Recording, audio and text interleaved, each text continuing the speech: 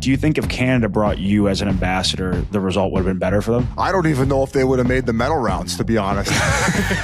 I'm like, that's been the biggest question mark my whole career is the consistency. Every time I would come on for my shift, this guy would be over the glass with a megaphone just chirping it.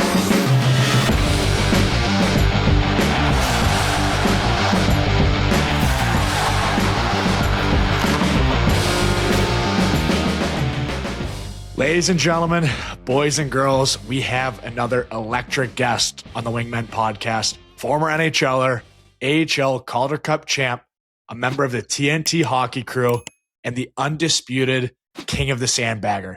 Not a big deal, ladies and gents. Biz Nasty himself. Biz, thank you for coming on. Fuck yeah, Biz. Boys, what an honor. And did you guys plan this after you guys beat Canada to get me on to abuse me more? Because Jans and Witt have had their fair share. No, we're by the book here. We would never have planned that out like that. But speaking of the Sandbagger, Brady, like it's about time we get on one of those. And it's got to be a 3v3, a King of the Ring, us three, me, you, Dad, and then Jans. Biz and Witt. That would be electric. We just need, I don't know if there's a course that'll let us 6 on the same course at the same time. That's the only issue. Well, we needed about a year in advance to plan for the amount of booze that we had to ship to whatever course that we're going to be playing. Because I know Walt can throw them back pretty good. And as we saw from your celebrations, not only with the Stanley Cup, but the gold medal, so can you guys. So anytime, boys, that would be probably like one of our white whale combos if we could get you guys on the course. We'll make that happen. I promise you. I mean, that's easy for us. But speaking of who's the medal, worst of the bunch? I would imagine Brady's probably got a janky swing like mine. Brady's complete clown, but Walter sucks. And he plays so much. He's like, just the hips are tight. Just sliding on him every time. Just sliding. He's just tuggy weight every single time.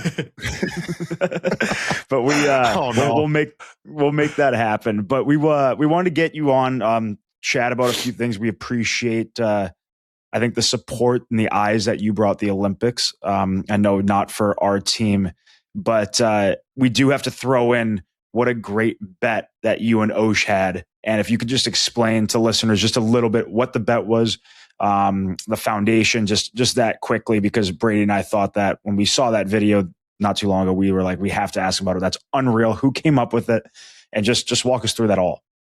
Well, it was all Osh because we had him on to kick off the Olympics because we heard he was going to be doing coverage, and he's done such a good job transitioning out of playing to being behind the desk, working with ESPN, and obviously it led to the Olympic coverage. And after we got him on the pod, he quote tweeted one of our posts about him, and he's like, "Hey, we got to get a friendly bet going." And we figured since he was covering the Olympics, we should get him on as essentially one of our correspondents every pod, pop in, talk about how USA is playing, what else he's been seeing, because he was watching every game. So when we got him on, we figured he mentioned the jersey swap. If Canada won, he'd throw on the Team Canada jersey, which I think I pretty much lost us that game after making that bet because I could never picture Oshie in a Team Canada jersey.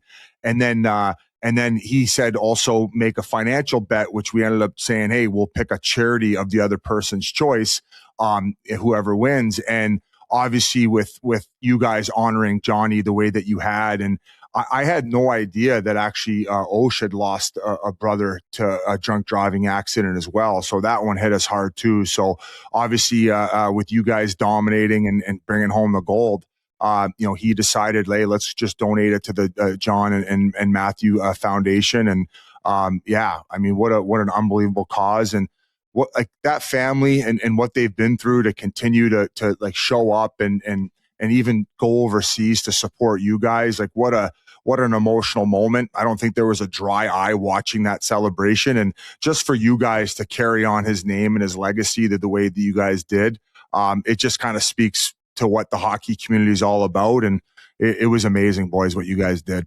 Yeah, thanks. I know we had like their family, like they were almost like ambassadors for our team, right? Like coming over there and like for USA Hockey and obviously for Johnny. We are actually so lucky. We had like so many ambassadors that came over like in all different sports, like the way USA traveled to go there. I mean, Mike Ruzioni was there. Chris Yamaguchi was there. Like Apollo Ono was there. They had all these like famous alums in all these sports. My next question for you is, do you think if Canada brought you as an ambassador, the result would have been better for them? I don't even know if they would have made the medal rounds, to be honest, if I ended up showing up. But no, I mean, it just felt like as well as they played, I just, with all the positive juju around USA, it just felt like after, the celebration, everything went down, it was just your guys' time. And that's just like hearing the fact that you guys were staying up, your doors were always open, the FaceTime. I didn't realize you guys were FaceTiming Chris Chelios before every game, which he had to set his alarm for 4 a.m. every time. He was probably just getting in at that time anyway. For sure. Just about to go in the sauna to ride the bike. But I didn't know that until the other day, because when we're going to the games, like Brady and I, we'd be outside in the hall, and I wish you guys could see the way this hall was set up. Like, we're staring into the Czechs room. Canada's a few doors left across from Sweden, I think. So it was just insane. Everyone's like kind of together. But there'd be 5 or 6 of us that wanted a little bit more room out in the hall. So we'd go out there, and I'd ask Frosty for the phone. He'd have Chelly on, like, ringing on FaceTime. And we did it before every game. So 9-10 games, it would have been maybe noon in Cali or 1 or 2 in Chicago, wherever he was. And we didn't even think before the finals that it was a 2:00 game, because we've been playing at 9 the whole time. So, and he opens up the FaceTime, and he is just like in bed. It's a little bit darker. Like, you could see a pillow in the back. And I'm like, that is dedication from Chelly right there. He definitely set his alarms, and that's why we're going to go do this thing. But it was hysterical. It all just added up, right, Brady? I mean, and especially, with how you guys stayed in the village, and then Billy G saying, hey boys, this is not going to be perfect. Like, you have to embrace the imperfections of the Olympics and the way that it's set out. I mean, they barely got the rink done in time, for crying out loud. And I thought that you guys did that really well. And that was probably part of why you guys gelled so well. Yeah. I think just like you said, it was just the embracement of like being with other USA athletes too. And like, of course it's not what we're typically used to, but like, that was the fun of it all. Like, that was like almost like the best part of the experience, is like being back to like we were kids again, or being like we're in college. So I think that was the most fun. And my favorite thing about Chelly's FaceTimes is the different locations that he was in on each one. Like the first one he was on a PJ. The second one he was driving his grandkids somewhere around. Like, he was like the Malibu Beach House of the one. Yeah, about to go to the sauna. I'm like, this is the best. Like, we're just shooting it with the godfather of USA hockey. It was unreal. Like, just even after like the FaceTimes with all these different guys, like all these former players, and just seeing how happy they were for us. It was unbelievable. Like, you can't make it up. With how big the games were, I'm assuming there were nerves. Did stuff like that help keep you guys in the moment and not look too forward ahead? Because that's the hardest part for me when big moments are about to happen, or big games. Your wheels start spinning. So doing those types of things, did it help keep you guys present? We were just hanging out. We were just on a bachelor party. That's what it felt like. Yeah. There was no time to stress out. Brady, like, I know me and you in the locker room before the games, like, we were just fucked up individuals. The shit we were saying and doing, just and made how, a mockery of a big game. Yeah, yeah. I would come up to Brady before the game, and I'd be like, "Come on, Brady, you've done it for a few games this term, but a lot of people don't think you can do it this one." He'd be like, "I know." He'd be like, "I know." That's what they always say. They're always all over me about like oh yeah, that's been the biggest question mark of my whole career, is the consistency. Can I bring it every game? So people thought we were fucking nuts. So yeah, the guys were just appalled by us. But speaking of Chelly, before we get into TNT, because Brady and I think like you guys are obviously the best of the best of that. We do a little segment, or we have on the show before, where we talk about the jungle a lot. We always like giving the jungle, the guys that are grinding, fighting, working their asses off, giving them a little bit of, I would say, just some shout outs and bringing some eyes to attention to that. First question for you: who was the toughest guy you fought in the jungle? Second question: where was the most insane place you played in the jungle? Oh. So I'll start with that one. So I played in the ECHL, the Cheese Toast League, and I played with the Wheeling Nailers in Wheeling, West Virginia, old school mining town. So we used to go to Toledo, And Toledo in the ECHL has a beautiful new rink, but back then it was, I think, one of the oldest professional rinks they have. The Zamboni, like it was, I think it was like one of the first 100 Zambonis ever made. And I would say in my ECHL career, I probably played in that building 8 times. And 3 times we got a knock on the door between periods that the Zamboni had broke down, and all the blue, whatever it was, like one of the liquids that it needs to run had broken and just spilled all over the ice. So this rink, and on top of that, they didn't have tall glass around the sides. It was short glass. So they would have this heckler fan who would bring a megaphone to the rink. And he would just get on the better players. And obviously, at least at that level, I was considered one of the better players. I was an ECHL all-star. Obviously, as I got bumped up, I was more of a plug. But every time I would come on for my shift, this guy would be over the glass with a megaphone, just chirping every time I'd be touching the puck. So we would, and another thing is, in order to get to our locker room, we had to walk up in where the fans were, into the concourse, and then go into our locker room. So as far as like craziest environments and buildings and hecklers and what they were saying to you, like the same with the glass, when you were in the penalty box, the fan could just literally talk to you directly. There was no barrier. So there was a lot of situations where the security guards had to get in line, and a few things that I said back to the guy with the megaphone, where even Glenn Patrick, our coach, was like, Biz, you gotta tone it down here, buddy. This is getting chaotic. You gotta play. So that, if anybody, you guys will have people from Toledo who used to go as fans to that building reaching out, telling you how crazy it was. And what was the other, the toughest guys I ever fought. So I was, unfortunately for me, because I was such a plug, as I continued to move up in the AHL, there became a point where Pittsburgh was so deep on D that I was not going to get to the NHL as a defenseman. So they said, hey, you know what? He's a somewhat decent skater. He can play a little bit, and he's also willing to fight, because I showed that in the ECHL. So we're just going to move him the 4th line left wing. And there was these heavyweights that were tougher than in the NHL. And I was fighting guys like Jeremy Oblonsky, where you remember when they brought in the new jerseys, like the tight fitting ones. He'd be skating around in warm up, and this thing would be like a dog collar on him, and his head would be red like a tomato, because it was like cutting off circulation to his head because his neck was so thick. And there was one game in Binghamton where I fought him once. He bambied me, like knocked me out. Those are the days where there are no spotters, boys. You're going to the box, you're recalibrating as you see the Tweety bird, and then you're right back out there after the 5 minutes. Well, he ends up running another one of our guys, so I had to fight him again, and then boom, bambies me again, back to the penalty box. So he would be up there. And then the other guy I would say was John Nasty Marasti, where he's that show Shoresy now. And he was like Ty Domi. He had a head like a bowling ball. He would lead with his head, and he'd go boom, boom, boom, and your knuckles would be shattered. And then he would just take over the fight. He broke my nose a few times. And then it got so bad where he wanted to fight every game, where Dan Bilesmer, our coach, was like, hey, Biz, don't fight him. Don't fight him.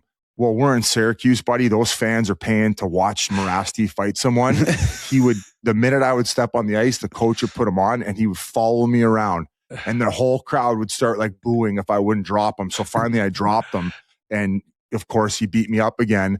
And Biles was like, what are you doing? I'm like, bud, he's not following and chasing you around out there for your whole fucking shift. I might as well get this thing over with.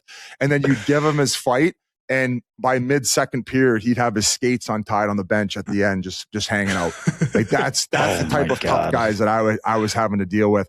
My first 2 years as a 4th line winger in the AHL, I had back-to-back 30 fight seasons, and most days I was putting on my helmet where I was like, so it was tough sledding. And, yeah, it was just a different time, boys, and it's funny looking back on it, but those were some tough bus rides where, I didn't even have an iPhone at the time. You had the flip phone. So you're just sitting there alone in your thoughts on the way home after a loss. No, we're not watching videos when you lose. And it was tough days.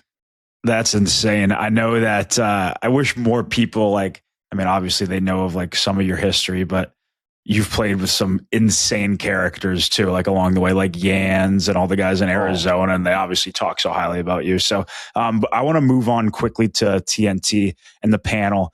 Like your literally filled with just the A squad of A squads there. So it must be so fun just yucking it up with them. I want to ask I got another 2-parter for you. Is it true that when Talk was there, and we all like love Talk and all the guys that are on there, you guys would meet every morning for a sauna, like after the night out, before the show? And then 2, is there anything that TNT's asked you guys to do that even you're like, that's too far, I can't do it? I mean, you guys know me. I pretty much will do anything. I mean, I had a banana hammock up my hoop just so Canada could advance past the semifinals.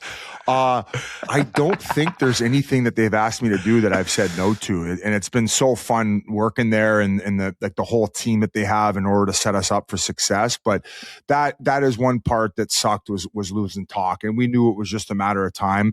And just like his hockey IQ and intelligence, it like, you know, there would be a goal that happened and we'd be in the back being like, oh, what a nice goal. And he'd be like shaking his head and he'd be like, you see the breakdown? And I'm like, oh yeah. Like, and he would just go back with Winnie and kind of show you exactly what needs to happen here, where the breakdown was. So, yeah. And it was so fun because we became friends and we'd be staying at the Four Seasons. So in order to get our mind right and stay fresh, we had a routine where we would go for walks at Piedmont Park. And then most of the time we'd get in the sauna and there was one guy, because there's people who had like gym memberships to the gym there, and there was this one guy who was a bit of a bird watcher.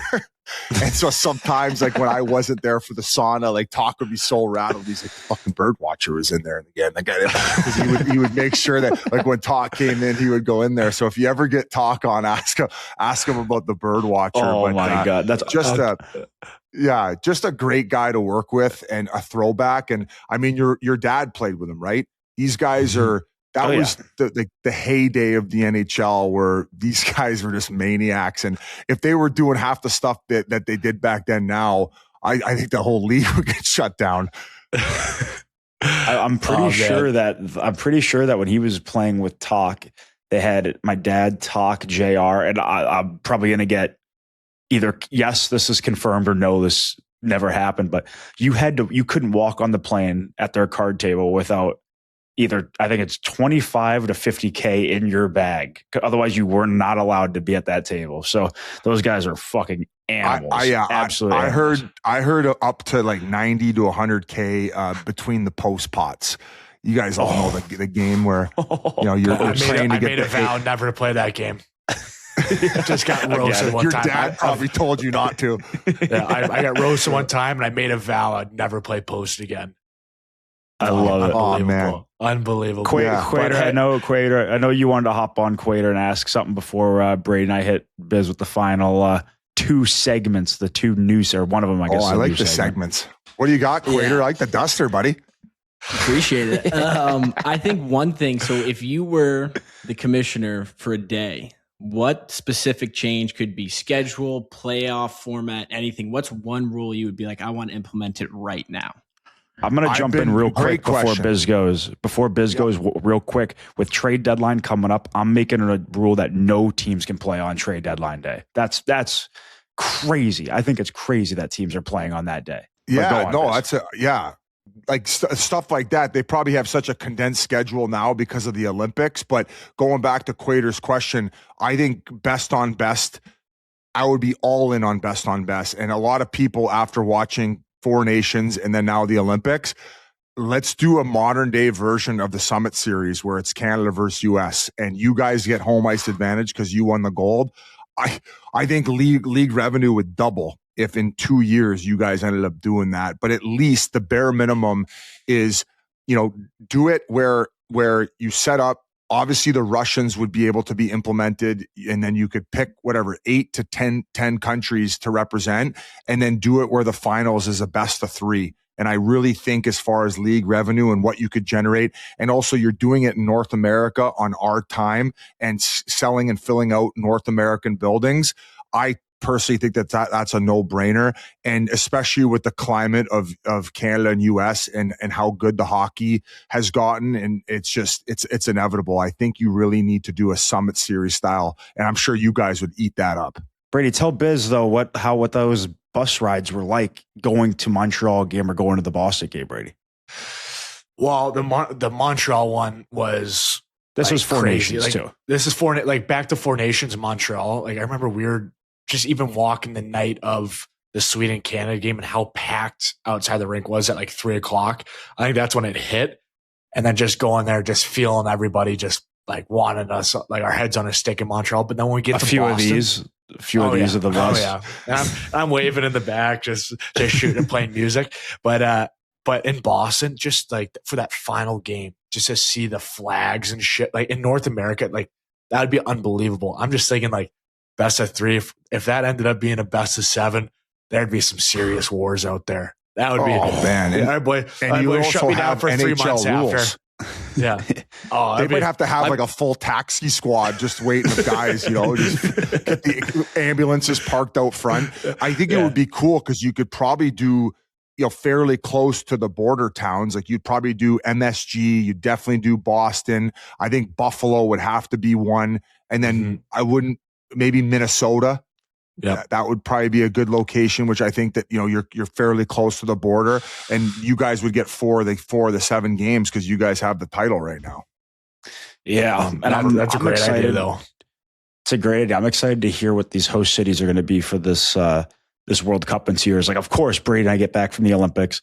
It takes about a day or 2 days and we're already like, we have to get back to this team at the World Cup. Like it was the most fun like you could ever have ever. So, well, Biz, great question by Quater, and I think that it would be nice too on the best of best years. Like they're bumping you guys up to 84 games. I would like to see them back off a little bit, where maybe it's 76 to 78 games in the years where you guys do best on best. So you're not cramming all these games in and wearing you guys down. I mean, you guys know more than anyone, and also. You could have years where you change up the playoff format, where those years where, let's say it's 76 games, you play everybody from the other conference once. So you're not having the home away. So you focus more on in conference. And in those years, you do the 1 through 8 format. I know they love this division rivalry, but I mean, I just feel like you're playing 80 whatever games, or in that case, 76 games. You're playing a full season. If you finish second place in your conference, you shouldn't be playing the third place team. Like you're going to see it this year with probably Minnesota, Colorado, and Dallas, right? There's so many jobs at stake, because if you're losing a first round matchup, it looks bad on your resume. But if you're Minnesota and Dallas, well, fuck, man, you just ran into a juggernaut in the first round after getting second or third spot in the conference. What's the point of playing the whole season out for that? So that to me is something where I know. Originally, it was traditional about the 82 games, and we're sticking to that. Well, it's like, well, you just added 2 more for more money. What's the difference of doing it a little bit less in a year where you're controlling best on best? You know how much revenue you could bring in if you did a Summit Series with Canada US. You might be able to sell that to a TNT or whoever, Sportsnet, whatever it is, for probably 100, 150, $200 million. Like, what's the number? Yeah, it's priceless. I'll tell you what that. It's priceless. All right, Biz, you're our first guest on this new segment. And the reason why we are starting with you, we'll just cut to the chase. This segment is called the Bridesmaid of the Week. We always do our wingman of the week. We do our wingman of the week, where we like celebrate and acknowledge the highs of something. Somebody did something amazing. Obviously, without explaining it, we know what the Bridesmaid of the Week is. So thank you for coming on. First of all, you're the absolute best, but watch. I don't want to have to give you the Bridesmaid of the Week. It's the easy one, but wearing the Speedo, watching Canada, and then us beating that, it just happened to work out perfectly. So you are our Bridesmaid of the Week, and we would love to know who your Bridesmaid of the Week was. Could be anything. It could be somebody from TNT, a play you've watched, a terrible movie. I know it's hard putting you on the spot just like that. Somebody at Whole Foods was a dick. I don't know. So, anything. Damn, that's a tough one. So essentially, a bride. When you say that? What's the definition of it? Like you're not the winner, you're the loser. Essentially, just you're catching the bouquet. Yes, exactly. I mean, I kind of want to just bring up RA for whatever reason, but I love him. And like, I just want to basically give him a shout out. Let's bring up RA and just say he's the bridesmaid of the week. That's he'll appreciate that shout out. He's a machine though. This guy, we'll go, we went to a West Coast road trip last year. And we were in LA, and he looked a little bit more wonky than usual. And then he just all of a sudden tells us he took 100 milligram gummy. Like, I don't know if you guys have ever done gummies, but if I took 100 milligram gummy, I'd be feeling it 4 days later. But he is an absolute specimen. But I'm just going to nominate RA, and hopefully you guys get him on at some point, because you guys are well, at least have somewhat affiliation to Boston and Charlestown. So I'm going to nominate RA.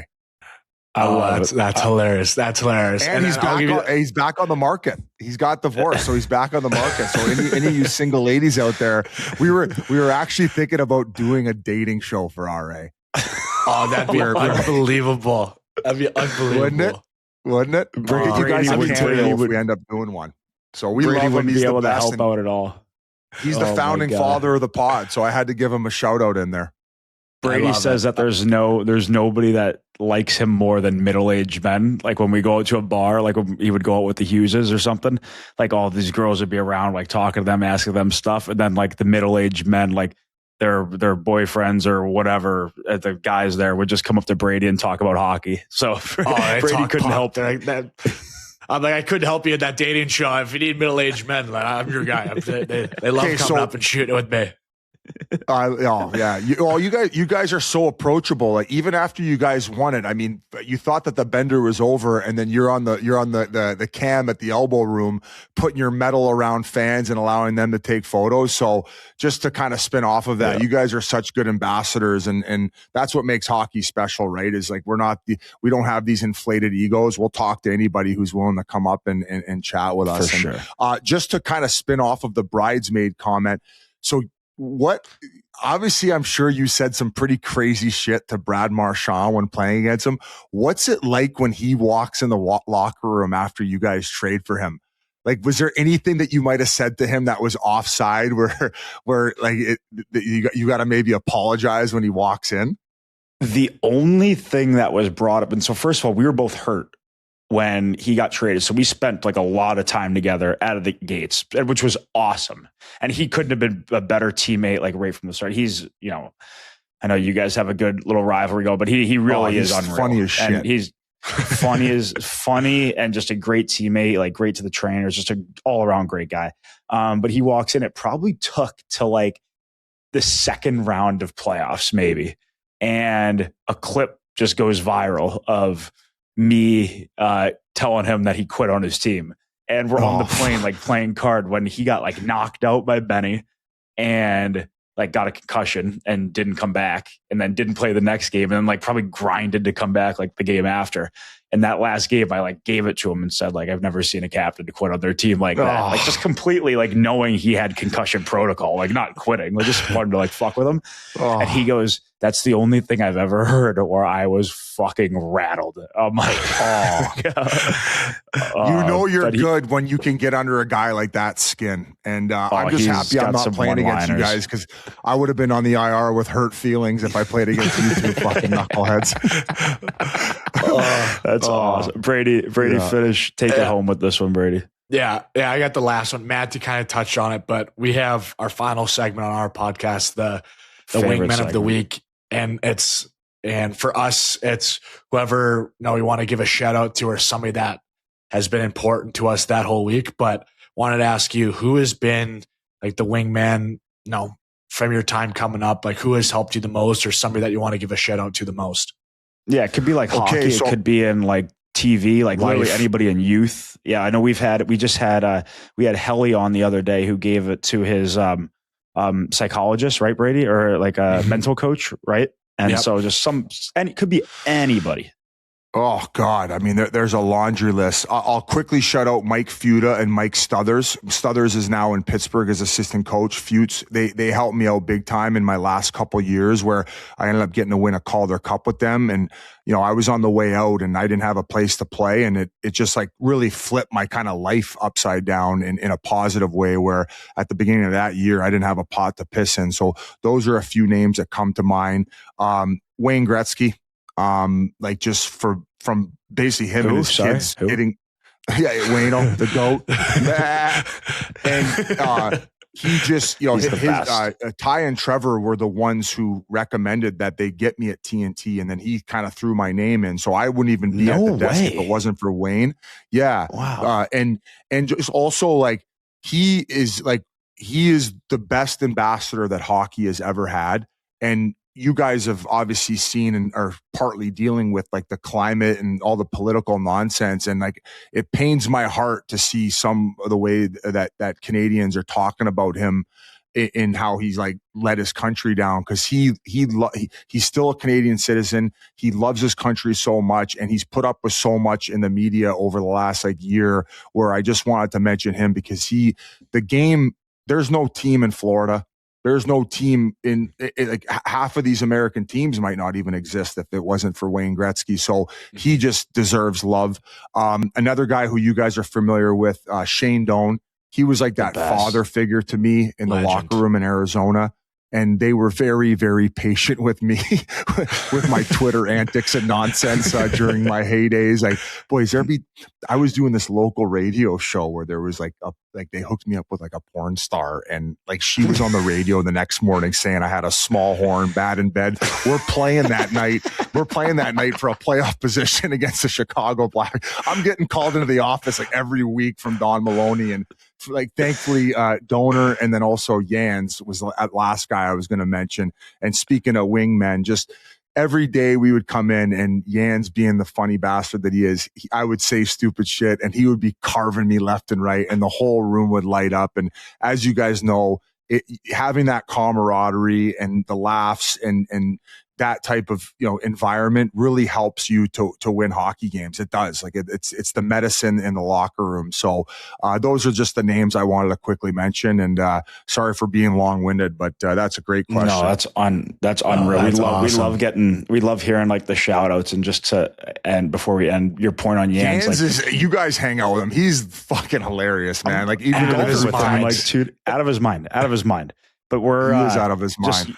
Your point on Jans, like, not to like compare the exact situation like Brady and I, but the guys like really looked forward to the in locker room like banter between me and Brady. We'd be like sitting across from each other at the Olympics, and like the boys would would have no idea what's coming out of our mouth. It's kind of like what you're explaining with you and Jans, but that truly, we do feel like that, win or lose, like the guys have something to look forward to like that. And it is a long year, like in a regular season. So like if you could have that every day, that is like as good as it gets. But we appreciate this. We appreciate you coming on as always. You're the absolute, you are the GOAT. You're saying these guys are the GOAT. You are the GOAT at what you do. Keep being you. You're huge for hockey. And we love getting a chance to talk to you. And even if we don't get to talk to you directly, we love seeing the shit that you're pulling out on social media. So keep it going, my friend. Boys, congrats on all your success, man. You guys are incredible ambassadors for our game, and it's hockey's on a heater, boys. It's on a rocket ship right now, and it's a big thanks to what you guys are doing. I mean, fuck, you guys are doing this insane media circuit after you just poured all that energy in the Olympics and back-to-back Stanley Cup runs.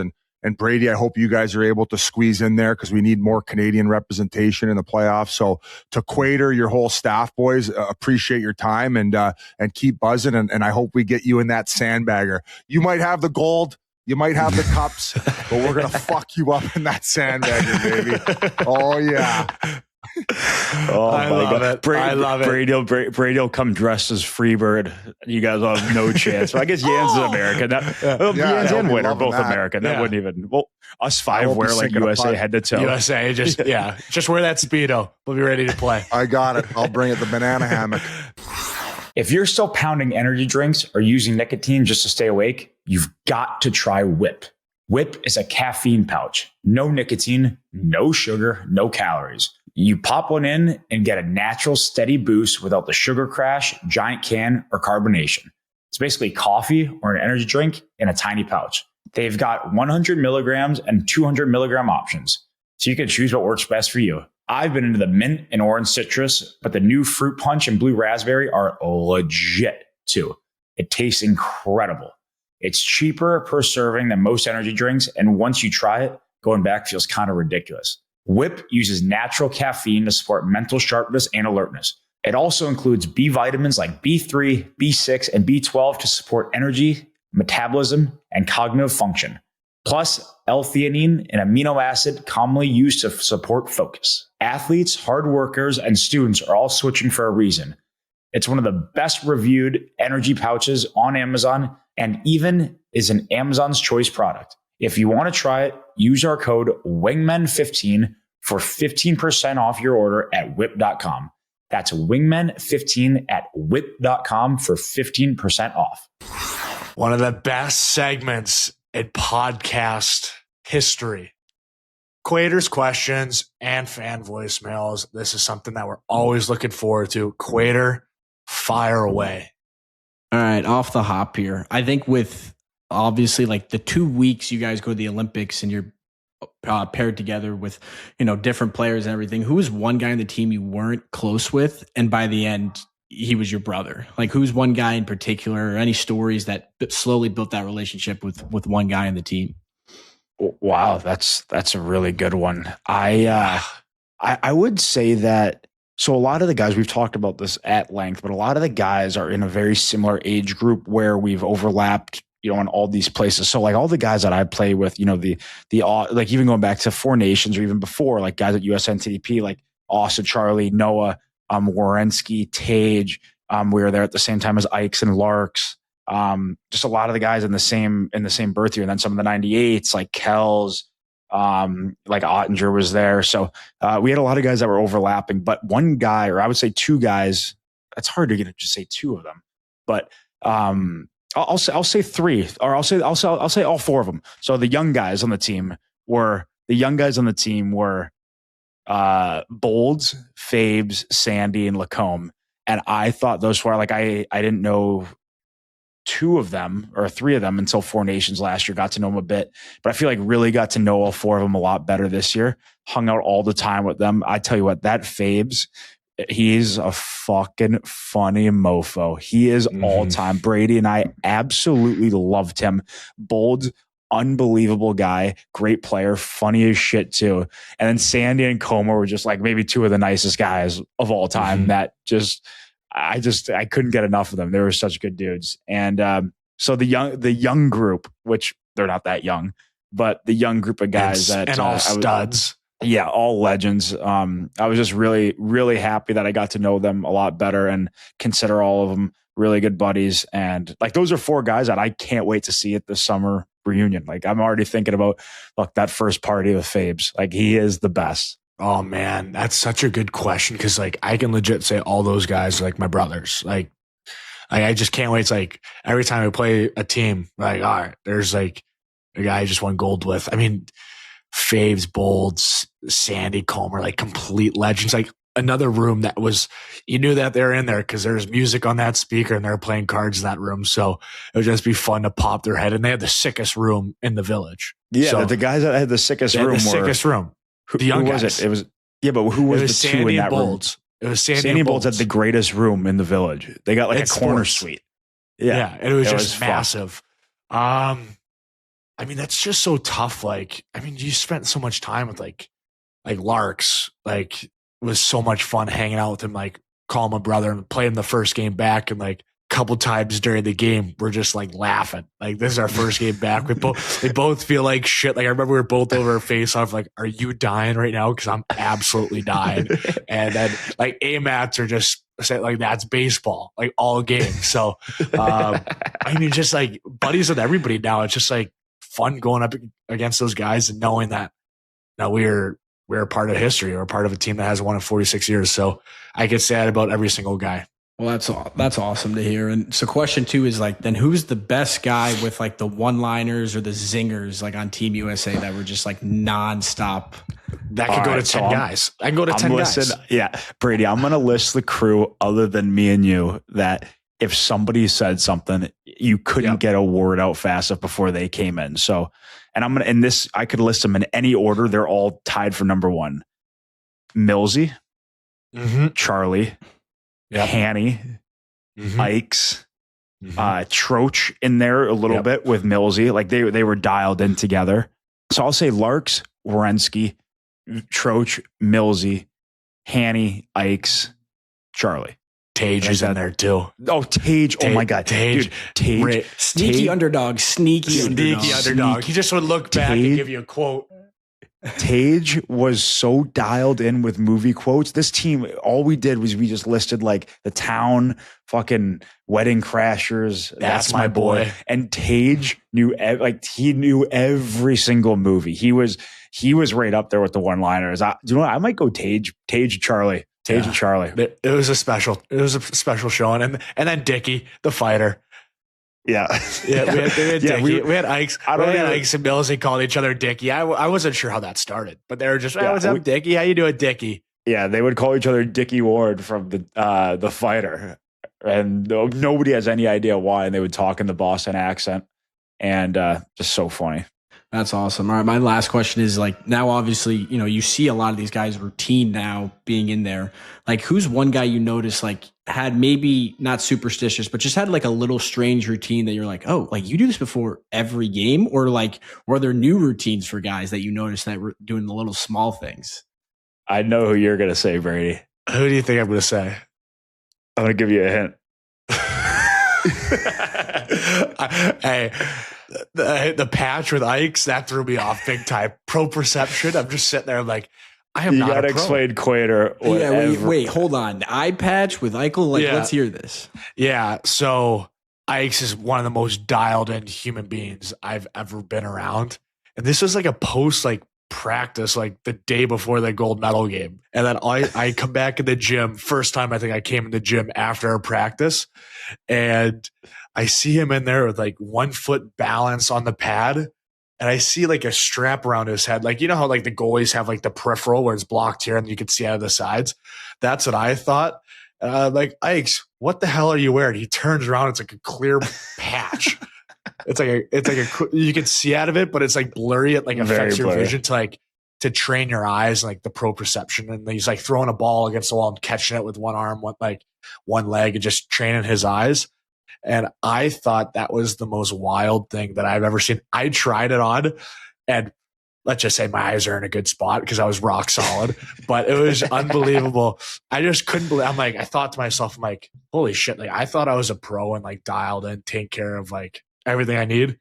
There's a whole nother level to this. Like, I was like, we got a guy rocking an eye patch, just training his eyes before a gold medal game. Like, I'm sitting there, I'm just enjoying like a core power milkshake as a smoothie and like thinking I'm doing enough. Like, so I thought that was a pretty interesting routine. But I mean, when you're one of the best in the world, that he does it for a reason, and there's a reason why he's one of the best in the world. So it was fun to learn some of this stuff off Ikes because he's super dialed in.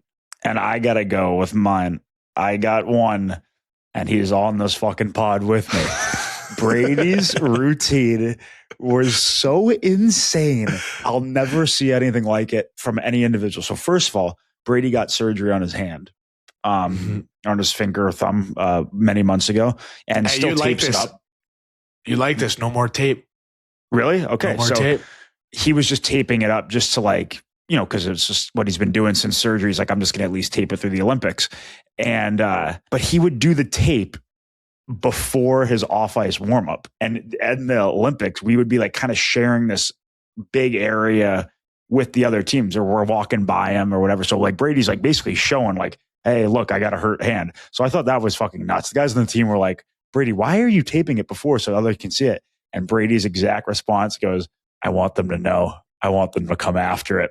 Like, for no reason. So that was pretty funny. The second layer of Brady's warm-ups that was hilarious was like me and Brady both cut the necks of our shirts a little bit just to give us a little bit more wiggle room. So we're not like Biz was just saying with Morasti, like the chokehold. We do not like that feeling. So we give ourselves a little bit of breathing room. But Brady actually went full scissor sleeveless. So he's walking around with these pajama pants that we wear under our equipment. Me and Brady are probably the only few that wear that. Yeah. He's wearing that. He's wearing a sleeveless white USA across with his hand wrapped. And then end it all, he's playing his own music. He's doing medicine ball slams that would go 500 million feet through the floor. Like, he is pounding this medicine ball. He's using Brett, our massage guy, throwing it to him. He's like knocking him back.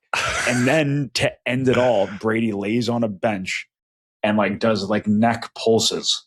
And it was almost to the point where like his veins are popping out and guys are just like, this fucking kid is insane. So the stuff that we put on War Machine by Black Sabbath and then Detroit Rock City by The Kiss to finish it all off so I can get ready to rock and roll. It was pretty funny. So Brady was that guy for me. All right. Well, we're going to dive into some voicemails. These are going to be a little bit longer, but the first one, we got a special one, boys. We have a recurring one. Oh, this legend. And hopefully Carolina guy. Fellas, Bryson from Carolina. Hey, it's Monday, February 23rd. I'm absolutely buzzing. I'm on the job site. I had to step away just to give you boys a ring. Dude, I'm buzzing right now. I'm so high on American hockey. It's not even funny. I got the whole job site buzzing. We got USA chants going everywhere. But, dude, I'm so proud of you boys. I just want to know, like, what impact do you think this is going to make, not only on today's USA hockey team, but like the future, the drive, the seed's been planted. You boys planted the seed, and now it's going to grow and take off for USA hockey. And this is so much more than just a hockey tournament one. You boys went out there and you planted a seed, and you watered it, and it's growing into something special, boys. I mean, absolutely special. And the way you handle yourself, the way you carry yourself with your chin up, proud to be an American, unfreaking believable, boys. In a world today where things ain't always united, you boys have united a group of American patriots. That's got to be a special feeling. Once again, boys, I'm proud of you. Keep going. Best of luck in your NHL seasons, what you got left, fellas. And just free damn bird, baby. Free damn bird. Free damn. He's a fucking legend. Brady, I can take this one because it's obviously him. The last part first with him saying that, in a world where not everything's united, our team united the whole country. Like that, to me, like I have chills hearing that right now. Like it is such a special thing to hear. It's pretty incredible that our hockey team was able to do that, because we don't look at guys like we don't look at that. We don't look at that type of people. We're hockey players. We're just out there to play a game and try to win and have fun doing it. And we see everything that's happened since. And I'm going to answer his main question now about like, what do we think this is going to do for this country and hockey in this country? I think that hockey is going to grow so much in places that we've never heard of hockey in. Let's just say like a small town in New Mexico, just for a weird example, or a small town in California, or just places that never have had a hockey rink. There's going to be people that their kids are going to want to play. And then they're going to be like, well, where do we go? And then there's going to be more rinks built, and then there's going to be more players. And I just think that this youth hockey now, I think kids that are on the fence of playing hockey or maybe have a background in other sports, like they're going to force their parents, or their parents are going to force them to go and try it at least. So I think that it's going to grow so much. And I think it's going to grow so much in places that are non-traditional markets. So it's just so great for hockey. Free damn bird, though. Free damn bird, baby. Hey, boys. This is Dagan Walton up in Alaska. First of all, congratulations on winning your gold medal. Couldn't be prouder as an American right now, watching you guys do that, going around our country right now after what you guys accomplished. My whole family were up at 3:30, 4 a.m. Alaska time, watching you boys battle it out, and appreciate you boys beating the Eastern Alaskans. The question that I have for you guys is, the first person that you texted or called after the game? Congrats again, boys. Couldn't be prouder. First off, that's a great question. It's nice that the Wingmen pod is getting to Alaska. I love it. It's awesome. I love it. It's awesome. You know what? Honestly, the first person that I texted, Honestly, we had so many texts that I don't even remember who like the first was, but like, of course, seeing like right off the ice, we went right to our family and just giving them hugs and just sharing that moment with them was like so special. Like if they weren't there, they're going to be our first text and call anyways. So I'll consider them the first. But the best part about that is we hugged everybody in our family, but there was one person not there, and it was our dad. And we're like, okay, so where is he? It's like, oh, he's already in the lounge pounding drinks. So I'm like, okay, we'll see him at the Winter House. So I just thought that was funny that the one guy that is probably looking forward to like the biggest embrace. He was so nervous. I don't even think he was drinking during the game. So he was like, I got to wet my palate now. I got to get ready for this party. So palate.